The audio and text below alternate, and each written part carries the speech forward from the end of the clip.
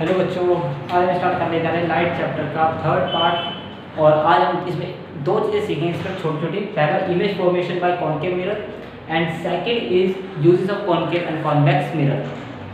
जैसे कि हमने लास्ट क्लास में बेसिक रूल पढ़े थे कि अगर कोई लाइट रे हमारी इन्फिनिटी से आती है तो अगर वो प्रिंसिपल एक्सिस के पैरेलल है, प्रिंसिपल एक्सिस के पैरेलल तो टकराने के बाद कहाँ से पास करेंगी? फोकस से। सेकंड, अगर कोई लाइट रे फोकस से पास कर रही है तो वो टकराने के बाद कहाँ से पास कर, किसके पैरेलल देगी? प्रिंसिपल एक्सिस के। थर्ड था, अगर कोई लाइट रे सेंटर ऑफ कर्वेचर से पास करती है तो सेंटर ऑफ कर्वेचर पे ही वापस जाएगी।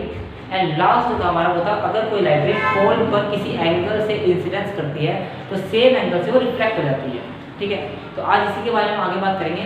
तो हमारे पास हमारे पास इमेज की कंडीशंस हैं जो हमारी एनसीईआरटी में गिवन है।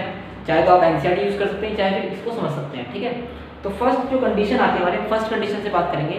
तो फर्स्ट कंडीशन जो आती है हमारी, उसमें हमसे बोला गया कि पोजीशन ऑफ ऑब्जेक्ट, कि ऑब्जेक्ट को कहाँ रखा है। देखिए चार चीजें हमारे पास। फर्स्ट है पोजीशन ऑफ ऑब्जेक्ट, ऑब्जेक्ट को कहाँ रखा है? इन्फिनिटी से। यानी कोई ऑब्जेक्ट है जो इन्फिनिटी पे रखा हुआ है, उससे लाइट रेज आ रही है। फॉर एग्जाम्पल सन, हमें नहीं पता सन कितनी दूर है हमसे, ठीक है ना, तो इन्फिनिटी मान लेते हैं कि सन इन्फिनिटी डिस्टेंस पे है, तो उससे क्या है हमारे पास रेज आ रही है। ठीक है, तो वही हम मान लेते हैं कि हमारे पास यहाँ पर एक कॉन्केव मिरर है और इसमें ये कौन सी एक्सिस है? Pole is a focus, this is centre of curvature. तो ऐसे होता है। ठीक है, तो मान लेते हैं कि ऑब्जेक्ट है जो हमारा कहाँ का है? इन्फिनिटी पे रखा हुआ है। तो यहाँ पर ये एक ऑब्जेक्ट है जो इन्फिनिटी पे रखा हुआ है। That is object. इन्फिनिटी क्या होता है? एक ऐसा डिस्टेंस जिसको हम मेजर नहीं कर सकते, हमें नहीं पता कितने डिस्टेंस पे रखा हुआ है। ठीक है, तो ऑब्जेक्ट है जो कहाँ हुआ है? इन्फिनिटी पे रखा हुआ है और इससे रेज आ रही है। तो आपको पता है लाइट रेज कैसे आती है? पैरेलल। ये मैं आपको पहले पढ़ा चुका हूँ, फर्स्ट वीडियो बताया था लाइट रेज कैसे आती है? पैरेलल आती है। तो यहाँ से लाइट रेज हमारी पैरेलल आ रही है कुछ ऐसे। तो मैं दो ही रे ड्रॉ कर रहा हूँ। अच्छा, जब आप रेस बनाते हो तो याद रखना है कि रे के अंदर बेटा आपको हमेशा एरो शो करना है। अगर आप एरो शो नहीं करोगे तो उसका मतलब कुछ नहीं रहता, पता नहीं लगता रेस कहाँ से कहाँ जा रही है, किस डायरेक्शन जा रही है। ठीक है, तो चलिए हमारी दो रेज जो पैरेलल आ रही है किसके? प्रिंसिपल एक्सिस के, पैरेलल टू प्रिंसिपल एक्सिस। अच्छा, अगर कोई light ray parallel to principal axis है तो हमने लास्ट क्लास देखा था वो टकराने के बाद कहाँ से पास होगी? फोकस से। तो ये लाइट रे कहाँ से पास होगी? हमारी फोकस से। और ये लाइट रे कहाँ से पास होगी? हमारी फोकस से। ऐसे। अब जहां पर भी दो लाइट रे आपस में इंटरसेक्ट करती हैं वहां बनती है इमेज। क्या बनती है? इमेज। तो कई बार क्वेश्चन आते हैं, इस साल क्वेश्चन आया था, एक बार क्वेश्चन आया कि किसी भी इमेज फॉर्मेशन के लिए मिनिमम कितनी रेज चाहिए? तो मिनिमम बेटा दो रेज चाहिए किसी भी इमेज फॉर्मेशन में। Minimum 2 rays required for image formation. कम से कम 2 रे चाहिए जिससे हमारी क्या बन सके? इमेज बन सके। ठीक है, तो जहां पर भी आपस में इंटरसेक्ट करेंगी वहां पे बनती है हमारी इमेज। हमने ऑब्जेक्ट को कहा रखा था? ऑब्जेक्ट को रखा था एट इनफाइनाइट। इमेज कहां बनी? At focus. अब ऑब्जेक्ट का साइज है ये साइज है ऑब्जेक्ट का, जबकि इमेज कैसा बन रहा है? डॉट लाइक स्ट्रक्चर है, बहुत छोटा बन रहा है। ठीक है, तो हमने बोला कि अगर हम इन्फिनिटी पे ऑब्जेक्ट को रखते हैं तो बेटा इमेज जो बनेगी वो कहाँ बनेगी? फोकस पे बनेगी। कैसी बनेगी? वेरी टिनी डॉट लाइक स्ट्रक्चर बनेगा एंड रियल एंड इन्वर्टेड। ठीक है, अभी रियल एंड इन्वर्टेड क्या चीज़ है वो हम बात करेंगे थोड़ी देर बाद कि रियल एंड इन्वर्टेड क्या होता है, वर्चुअल एंड डायरेक्ट क्या होता है। ठीक है, बहुत बच्चों को कंफ्यूजन रहती है, तो ये बात करेंगे थोड़ी देर बाद। अभी बात करते हैं किस चीज़ की? सिर्फ 3 चीज़ की। इन्फिनिटी पे रखने पे फोकस पे इमेज बनेगी, क्या बनेगी? बहुत छोटी बनेगी।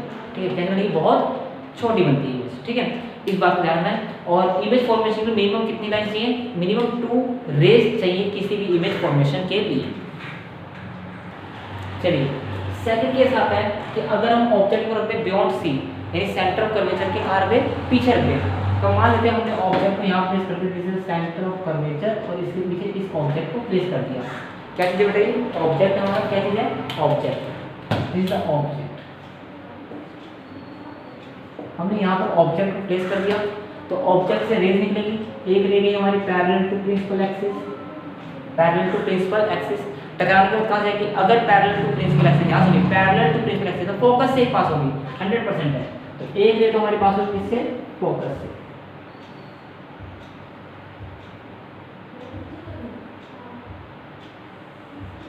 कुछ ऐसे रे। ठीक है, फोकस से पास हो गई। अब दूसरी रे कहाँ जाएगी? दूसरी रे हमारी फोकस से पास होगी। और टकराने के बाद पैरेलल टू प्रिंसिपल एक्सिस यहाँ पे आएंगे। तो ये हमारा क्या बना, इस बार इमेज बनी। अच्छा डायरेक्शन क्या है, डायरेक्शन है ये वाली रेज ऐसे आई पैरेलल में पास होकर यहाँ पे, ये ऐसे गई ऐसे। तो दो रे हमने यूज की इसमें, जो हमने लास्ट में बताया उसका दो हमने यूज किए। पहला किया कि अगर ray parallel to principal axis है तो टकराने के कहाँ जाएगी, फोकस से। दूसरा, अगर कोई रे हमारी फोकस से पास होती है तो टकराने के कहाँ जाएगी, पैरेलल टू प्रिंसिपल एक्सिस। और जहाँ पर भी दोनों इंटरसेक्ट करेगी वहाँ बनेगी क्या चीज़, इमेज। क्या बनती है, इमेज। तो यहाँ पर ये बना बेटा हमारा इमेज। क्या बनी हमारी, इमेज। ना कंपेयर कर सकते हो कि इसका साइज इसके साइज से क्या थोड़ा बड़ा है, थोड़ा सा बड़ा है, ठीक है, ज़्यादा नहीं, बहुत बड़ा नहीं है, थोड़ा डिफरेंस है, ठीक है। तो मैंने बोला कि अगर बियॉन्ड सी रखते हैं हम तो जो हमारी इमेज बनेगी बनेगी between F and C, focus and centre of curvature. तो देखो focus and centre of curvature के बीच में हमारी इमेज बन रही है, ठीक है बेटा। तीसरा, साइज कैसा होगा, स्मॉल होगा एज कंपेयर टू ऑब्जेक्ट के। ऑब्जेक्ट के कंपैरिजन में जो साइज होगा छोटा होगा। एग्जांपल के लिए लेते हैं कि मान लेते ऑब्जेक्ट का साइज अगर 10 सेंटीमीटर है तो जो इमेज बनेगी वो 876 इस साइज की बनेगी, मतलब सेंटीमीटर में इस साइज की बनेगी, ठीक है। ज़्यादा डिफरेंस नहीं होगा। ऐसा नहीं हो सकता कि अगर ऑब्जेक्ट हमारा 10 सेंटीमीटर का तो इमेज हमारी 1 सेंटीमीटर 0.5 सेंटीमीटर बन रही है, ऐसा कभी नहीं होगा, ठीक है। तो डिफरेंस थोड़ा कम होगा, साइज में छोटा तो होगा लेकिन ज़्यादा नहीं होगा। चलिए थर्ड केस पे आते हैं। थर्ड केस में बोलेगा अगर किसी ऑब्जेक्ट को क्या रखते हैं, एट सी यानी सेंटर ऑफ कर्वेचर पे रखते हैं तो उसकी इमेज की बात कहाँ बनती है, एट सी बनती है। कैसे बनेगी, सेम साइज की बनेगी, ठीक है ना। तो बात करते हैं इसकी। मान लेते हैं हमने एक ऑब्जेक्ट को रखा था सेंटर ऑफ कर्वेचर सी पर, तो सबसे पहले एक रहेगी parallel to principal axis. Parallel to principal axis टकराने के बाद क्या जाएगी बेटा, पासिंग फ्रॉम फोकस, ये पास होगी फोकस से, ठीक है। दूसरी रहेगी फोकस से टकराने का पैरेलल टू प्रिंसिपल एक्सिस। अब यहाँ पे बनी ये हमारी इमेज। क्या बन गई, इमेज। देखो मैंने ऑब्जेक्ट को यहाँ रखा, बिल्कुल सेम इसी के जस्ट नीचे क्या बन गई, हमारी इमेज बन गई। जस्ट नीचे क्या बन गई, हमारी इमेज बन गई। तो अब हम बात करते हैं इसका साइज। तो साइज सेम होगा, जो साइज ऑब्जेक्ट का होता है साइज की इमेज बनेगी। अगर हमने 10 सेंटीमीटर के ऑब्जेक्ट को सेंटर ऑफ कर्वेचर पे रखा तो इमेज का साइज भी 10 सेंटीमीटर ही होगा। नहीं, ये बस है। अगर इस मार्कर की लेंथ 10 सेंटीमीटर है और अगर मैंने इसको सेंटर ऑफ कर्वेचर पे रखा तो जो भी मिरर से टकराने के बाद इसकी इमेज बनेगी उसका साइज भी 10 सेंटीमीटर होगा, ना इससे ज़्यादा होगा ना इससे कम होगा, ठीक है। अगर ऑब्जेक्ट को कहाँ रखा गया, सेंटर ऑफ कर्वेचर पर रखा गया है तो, ठीक है। चलिए अब इसमें इमेज का क्या है, तो ऑब्जेक्ट हमने एट सी पे, इमेज बनी एट सी पे, साइज कैसा सेम है, रियल एंड इन्वर्टेड। तो यार मैं कॉनकेव मिरर के केस में सारे के सारे केस, शुरू के 5 केस रियल एंड इन्वर्टेड होते हैं, लास्ट केस होता है वर्चुअल एंड इरेक्ट का, ठीक है। वो अभी देखेंगे कैसे होता है, ठीक है। चलिए नेक्स्ट केस आता है कि अगर हम ऑब्जेक्ट रखते हैं बिटवीन सी एंड एफ। अगर ऑब्जेक्ट हम रखते हैं बिटवीन सी एंड एफ तो क्या होगा। चलिए बात करते हैं कि अगर हम बिटवीन सी एंड एफ रखते हैं तो क्या होगा।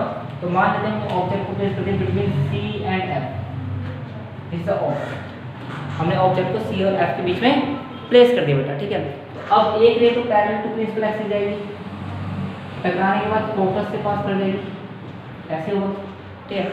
और एक रे जो हमारी पास होगी वो पास होगी हमारी कहाँ से बेटा, सेंटर ऑफ कर्वेचर से। कहाँ से पास होगी, सेंटर ऑफ कर्वेचर से। क्या बोल सकते हैं, एक ray parallel to principal axis गई है, दूसरी रे कहाँ से पास होगी, फोकस से। टकराने का कहाँ जाएगी, टकराने का कहाँ जाएगी, पैरेलल टू प्रिंसिपल एक्सिस। और जहाँ पर भी दोनों रे कट करेंगी वहाँ बनेगी इमेज। यहाँ पर ये हमारा ऑब्जेक्ट है बेटा, यहाँ पर ये हमारा ऑब्जेक्ट है और ये हमारा बन गया है इमेज। क्या बन गया, इमेज, ठीक है। तो यहाँ पर जो इमेज का साइज है वो एज कम्पेयर टू ऑब्जेक्ट के क्या होगा, लार्ज होगा, ठीक है। एज कम्पेयर टू इमेज के क्या होगा, ऑब्जेक्ट के होगा लार्ज होगा। तो हमने लिखा भी है कि बिटवीन सी एंड एफ रखने पे जो इमेज बनेगी वो बियॉन्ड सी के पीछे बनेगी, ठीक है। लार्ज साइज बनेगी, रियल एंड इन्वर्टेड बनेगी, ठीक है। अब आते हैं इसके फिफ्थ केस पे, जहाँ पे बोला गया अगर मैं ऑब्जेक्ट को रख दूँ फोकस पर। कहाँ पर रखने ऑब्जेक्ट को, placed at focus, this the. तो एक ray parallel to principal axis के पास होगी से फोकस से,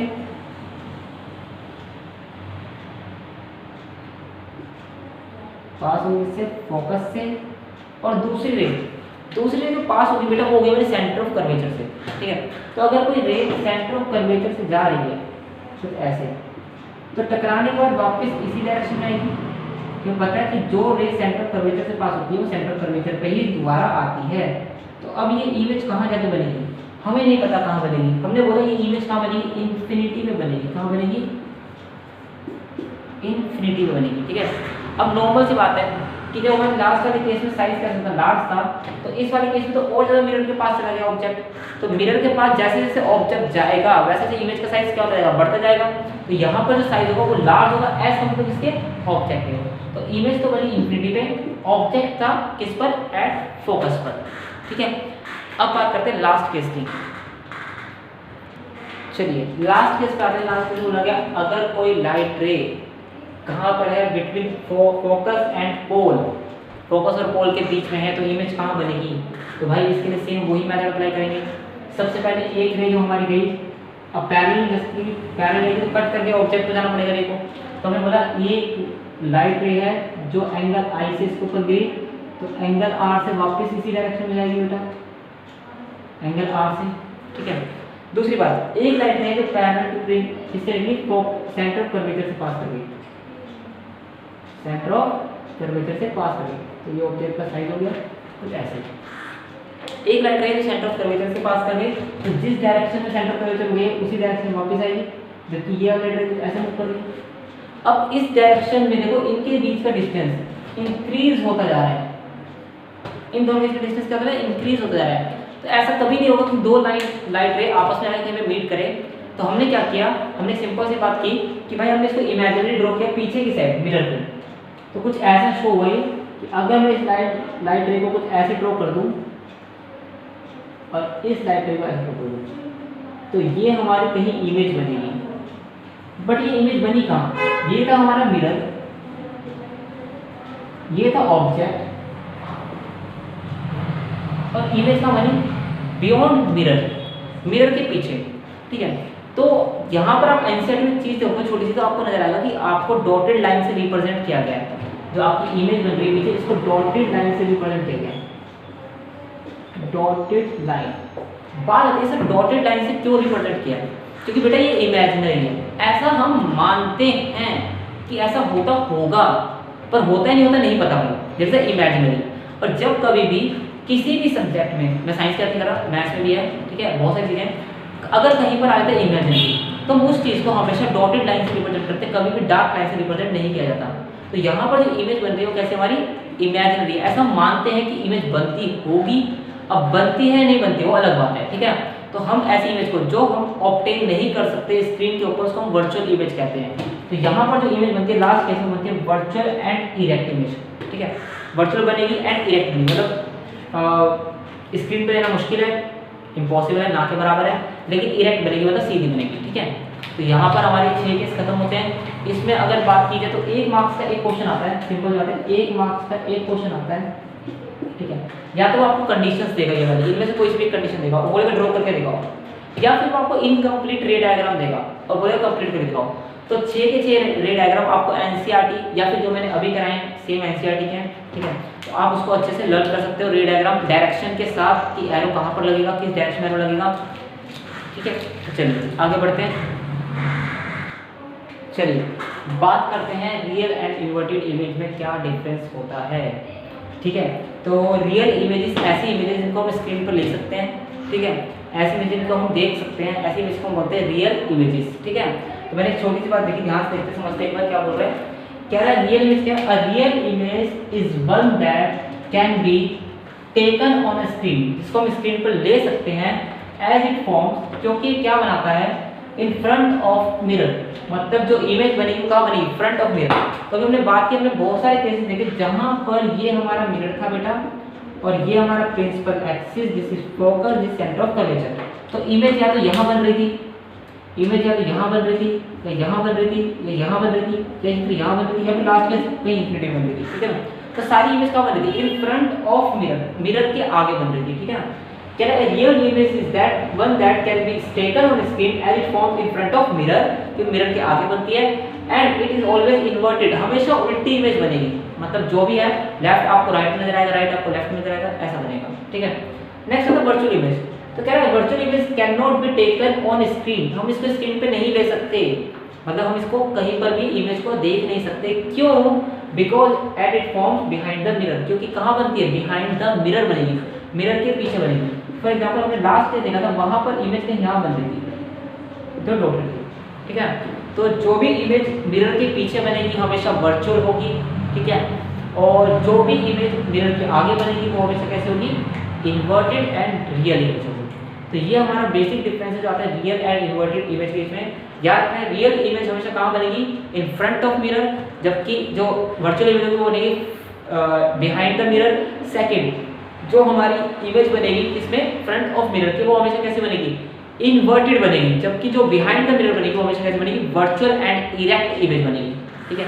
चलिए आज की क्लास में हमने पढ़ा कि इमेज फॉर्मेशन कॉन्केव की, एंड हमने पढ़ा कि रियल एंड इन्वर्टेड इमेजेस क्या होती हैं, ठीक है। नेक्स्ट क्लास में पढ़ेंगे इसके यूजेस एंड मिरर फॉर्मूला के एक या दो इंपॉर्टेंट एग्जाम्पल, ठीक है। जब तक के लिए अच्छे से पढ़िए और ध्यान रखिए।